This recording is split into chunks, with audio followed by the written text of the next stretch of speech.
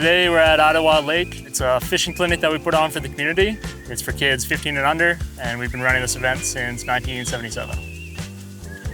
Ottawa Lake used to be our reservoir for the city, and in the early 70s they were going to decommission it for the Phillips Reservoir, so they were going to fill it in. Off-duty firefighters petitioned to turn it into a park, and they made it a park. Firefighters put in a gazebo, built the docks, and we've been running the fishing clinic basically ever since.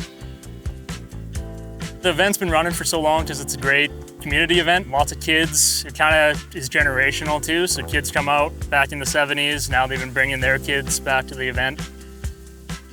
We've always run it on Father's Day, so it's a great event for kids to come out, hang out with their dad, catch some fish. Today, 11.5 is the record. Last year we had a 14, so there might be some bigger ones out there, but 11.5 is the size to beat so far.